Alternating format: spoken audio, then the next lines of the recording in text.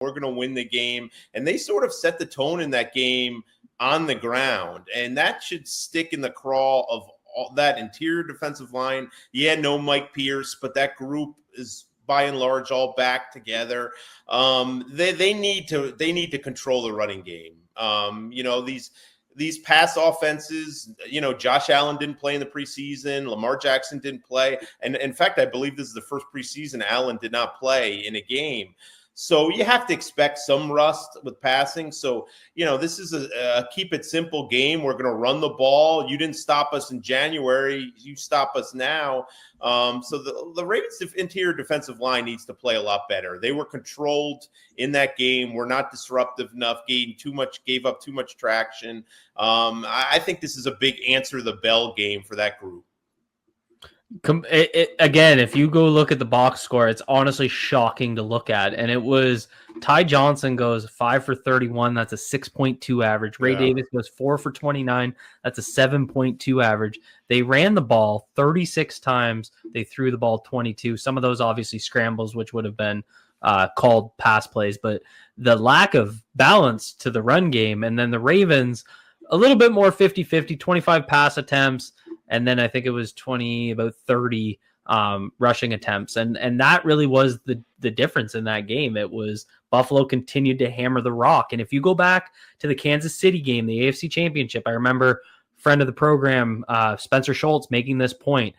Isaiah Pacheco in that game did not have a high average. I think it was like in 3.6, but Kansas City stuck to their run game and it kept the defense honest. And that's where I do start to question a little bit with Todd Monken's play calling when we get to the postseason, because I wouldn't say they're abandoning the run. That's not the right terminology, especially in this game. Kansas City game, maybe a different story.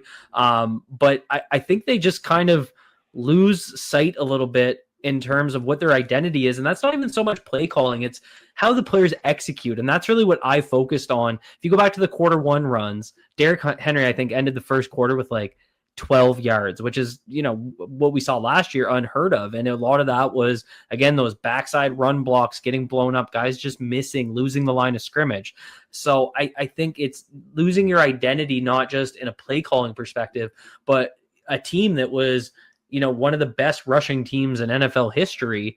And they start losing the line of scrimmage when the game matters the most, especially after dominating Pittsburgh the week before. So that's why, when we talk about that identity, I think the players have to own some of that as well. Sleeper is the #1 fantasy sports app.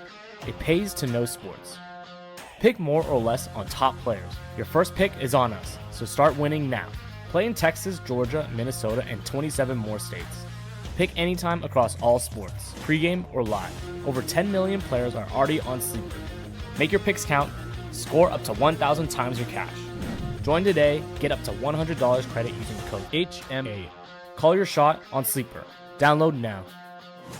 As much as I want to comb through a bunch of different matchups that come to mind, does it all matter if ball security goes out? Does any of it matter if ball security goes out the window? And when you look, nobody needs a magnify glass to go back to the box score from last year and see that not only did the Ravens not create turnovers, but they didn't hold on to the football, and particularly that first half. And so you hold on to one of those.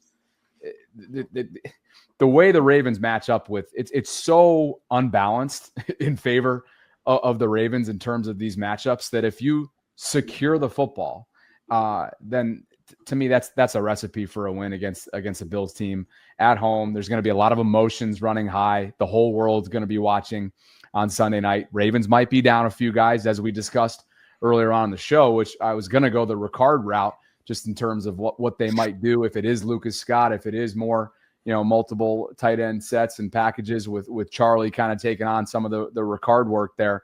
But I'll ultimately go with the low-hanging fruit, and that is simply secure the football. On the other side of the ball, obviously, defensively speaking, that was one of their great early season performances, guys, last year in that Week 4 win, right? I mean, they got it done mostly because Buffalo really had only one way to stay in the game. Now, there were some chunk plays as they were trying to get back into the game, you might remember, in the secondary. But, Jeff, now fast forwarding to Week 1 of 2025, what's the one matchup that you're looking at that would determine a Ravens win? You're talking about Ravens offense versus Bills defense, or the opposite? The opposite, from a Ravens defensive perspective. Yeah, I mean, they got to stop James Cook. I mean, I think, I think he's a top 5 back in the NFL. He's terrific. He could be good in the passing game. Again, I mean, I would imagine they'd love if the Ravens are in their big personnel or forced to stay in their base defense a lot, and you keep some of their DBs off the field, which can be dangerous.